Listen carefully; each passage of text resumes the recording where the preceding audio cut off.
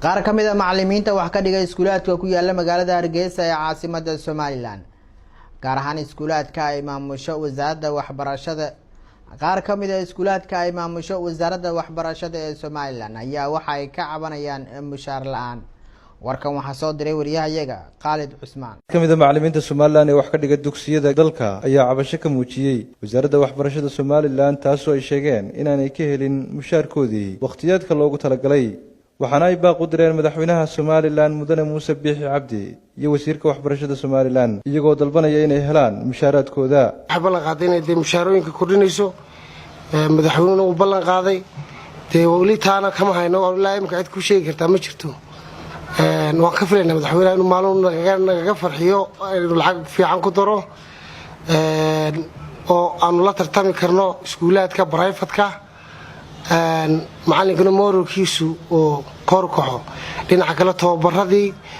dawladda ka filaynay lama hayo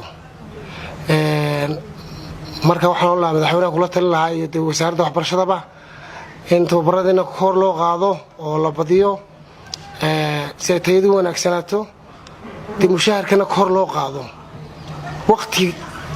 ku habboonna la keeno waxa weeye dib bisha 22 la bixiyo 22 la bixiyo laakiin hadii 22 inta lagu siiyo dadka kale shanteeda lagu siiyo waxa noqonaysaa bil iyo 15 cisho marka dhibaato weyn bay tahay taas oo khalkhal midda kale wasaaradda dhexdeeda goorma la doonayaa maxaa ku dhacay cid ku jawaabi kartaa ma jirto marka timaana jeclayna halkan nimaadno laakiin xalku waxa weeyaan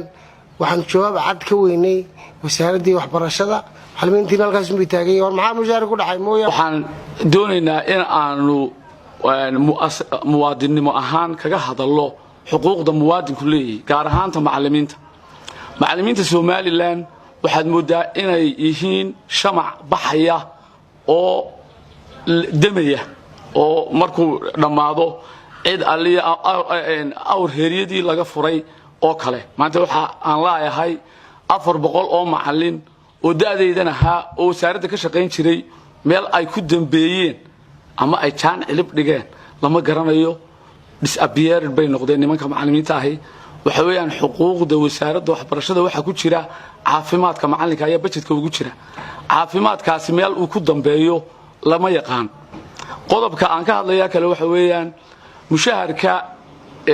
wasaaradda maaliyadda waxa discrimination baa jira yani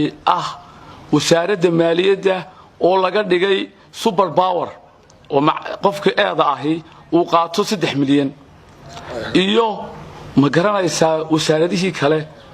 ee caafimaadkii waxbarashadii oo 1 milyan eedeedii la siinayo taasina ay tahay discrimination aad moodaysid dadka dawladdu in ay ma garanaysaa lacag urursi